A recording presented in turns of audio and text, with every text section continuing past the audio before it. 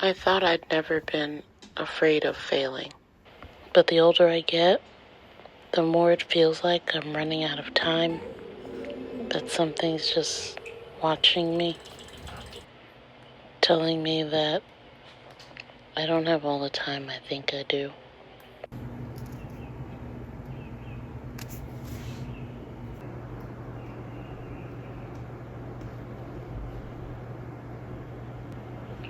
This week I had to help one of the writers at me and my sister's publishing company figure out some dialogue for their second release in a trilogy. I am an editor on that project, and it's more content editing. I don't do the structural or grammatic editing, even though that was something I wanted to do, but I got very intimidated very quickly over it, and it just really kind of scared me to think that I would do something that could be so non-subjective and it just completely mess up the entire book. You've seen people talk about grammatical errors making them just throw the whole book in the trash, and I didn't want that to be me doing that to an author that trusts me with their work.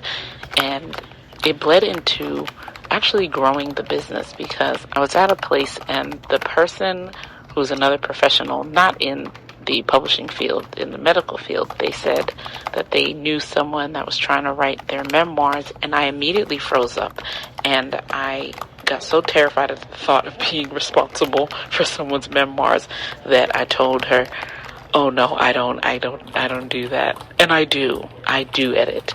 I could have done that within the parameters of what I was good at and then helped find someone else to do the rest. But I let fear completely hinder me from even entertaining any thoughts about it at all.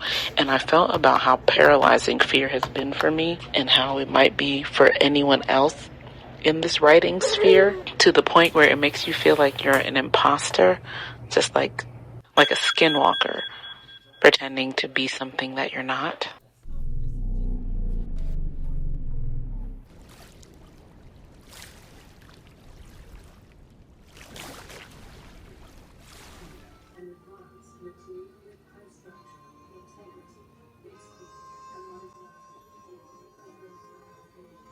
While reflecting on how to move forward, I realized that my biggest obstacle was my refusal to look back. I've never been someone who thought I had a problem with looking back and reviewing past things, my own patterns, trying to figure out if there's something I'm missing, something I'm not paying attention to. But it turns out that maybe I do.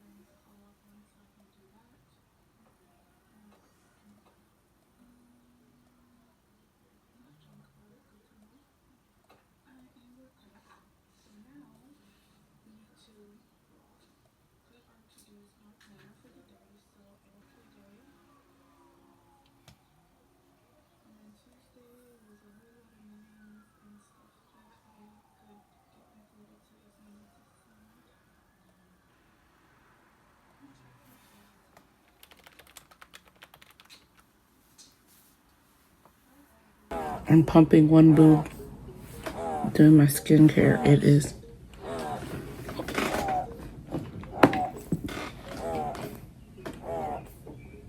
That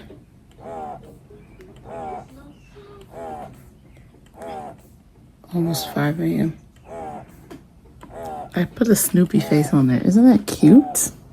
I was just writing some of the script for my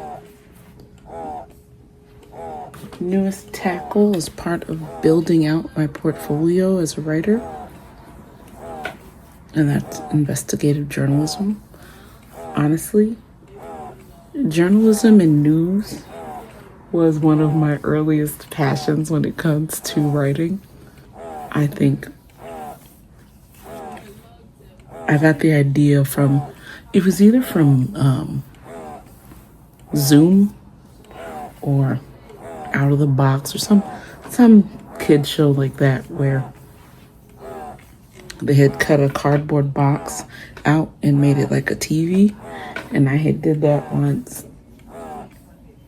And I was typing up on old printer paper. My dad had a typewriter, and I would use that to type up on some printer paper. I would use that, the one with the perforated edges, girl. One was electric, but I didn't like that one as much because I wanted the sound that I pushed that thing, okay.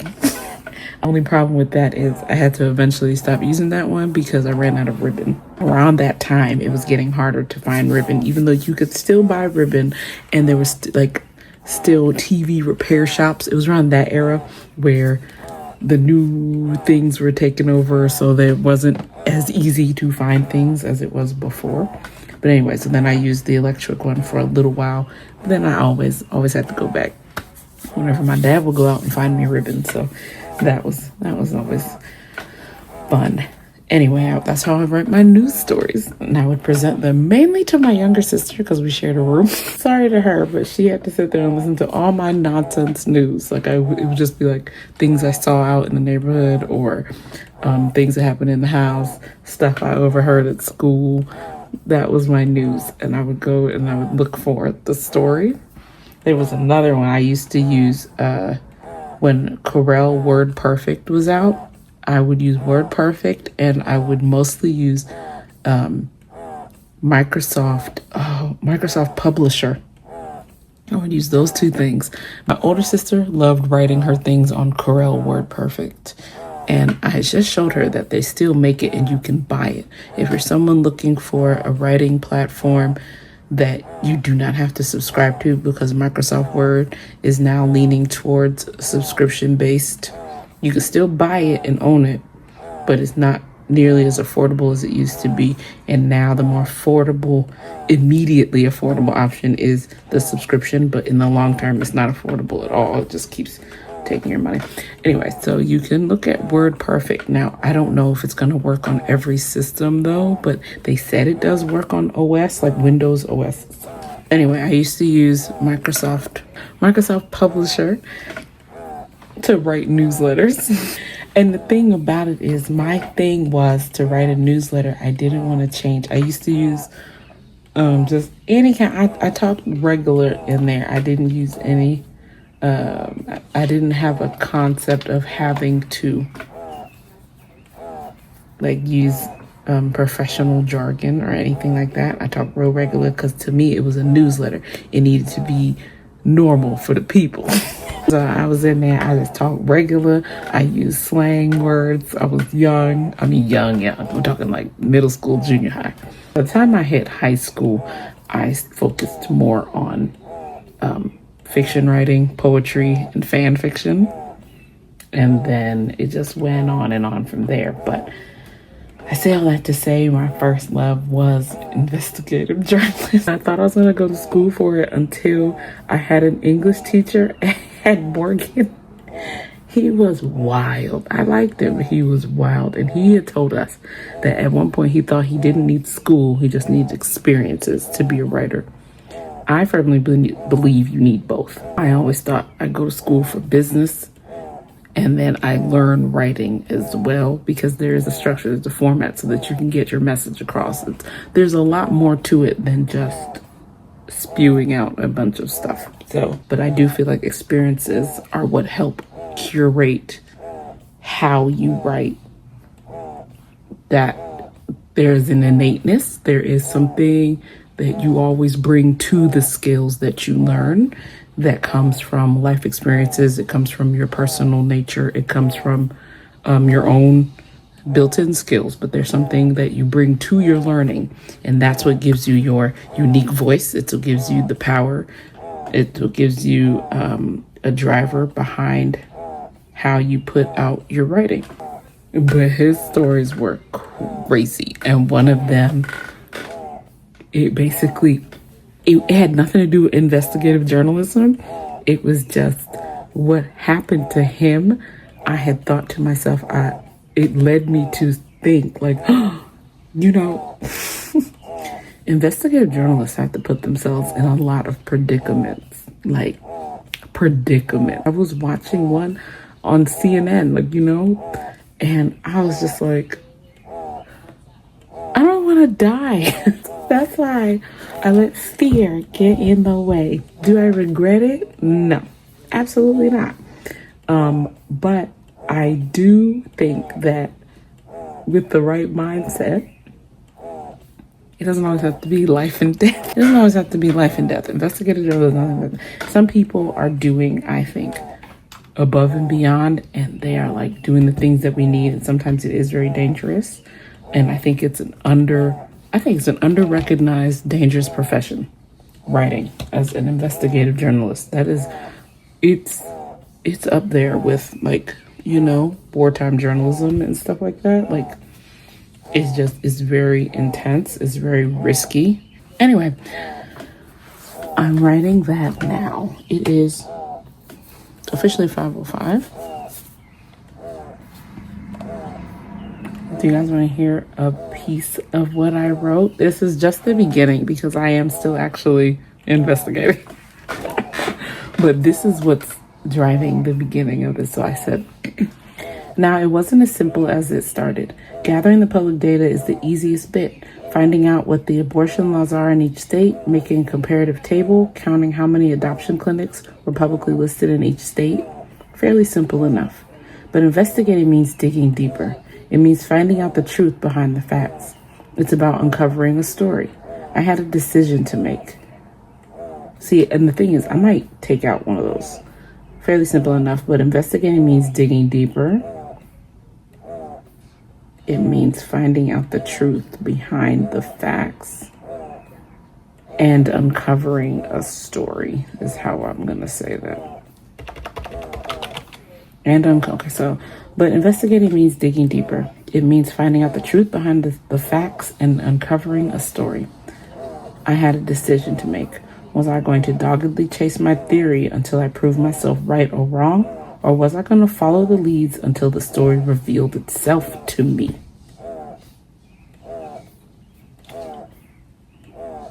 It's not connecting the way I want it to. And it's all in how, because I know what I'm saying, but I need to make sure everyone else knows what I'm saying.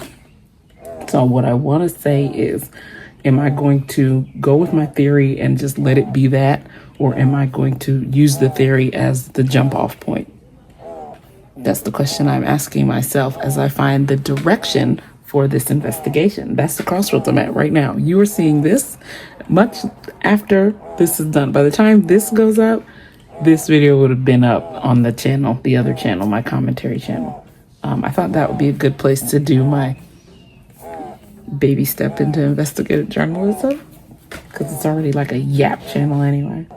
I might put highlights on this channel, but it's going to be over there. But this is the writing vlog, so you get to see the behind the scenes of what happened. So anyway, that's the crossroads we're at now, but I want to rewrite that one line. Was I going to doggedly chase my theory until I proved myself right or wrong, or was I going to follow the leads until the story revealed itself to me? And I need to make it connect essentially by bringing in whatever I'm saying in the last sentence to the first. So I want to say something like, was I going to, I don't want to say simply again. I said simple a couple lines back, and that's enough. I said simple twice in this paragraph. It's already enough. It wasn't as simple as a supper, really simple enough. You know, simply simple, simple. Was I going to simply, hold on, let's use the thesaurus. They have a little synonym tab. Was I going to, simple, was I going to only chase my theory until I prove myself right or wrong? Or was I going to follow the leads until the story revealed itself to me? Better, right? That's so much better. To continue, I, of course, chose the latter. Yes, I did. A long time ago, I remember hearing a sculptor say that they don't carve their pieces, they excavate them. I am paraphrasing, but that was what they were saying. It's like they dig them out or something, like they uncover them or something like that. You know what I mean? And I remember I remember hearing a sculptor say that they don't carve their pieces, they excavate them. My theory was just that. A theory to point my nose in the part in my theory was just that. A theory to point my nose in a particular direction. It was simply the X that marked the spot. What I wanted lay underneath, and I needed to dig. That's the driver. And according to my little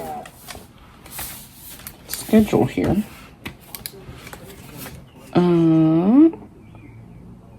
update investigation direction planning, which I'm doing now, and I need to do the Suds article research, and that's actually Thursday stuff. Oops, can't see that. That's Thursday stuff. Friday is the day we're on now.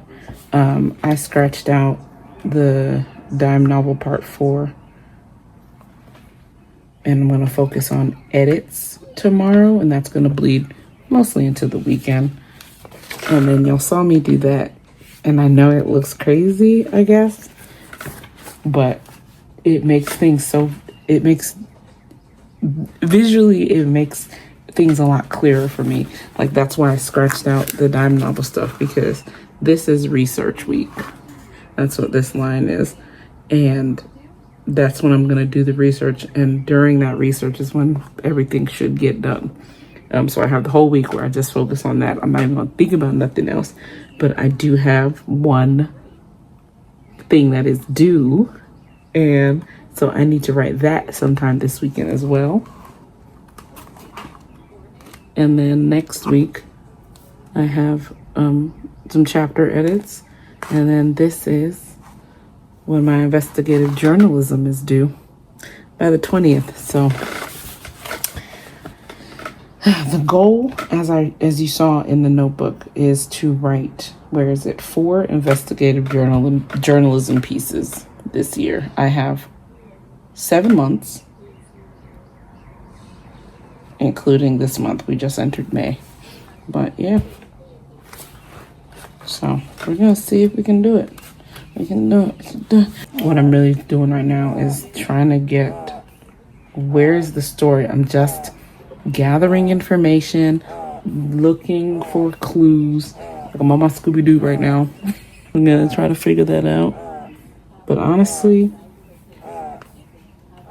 when this cycle ends, I'm just gonna lay my ass down. Day in the life of a writer. Multiple days in the life of a writer.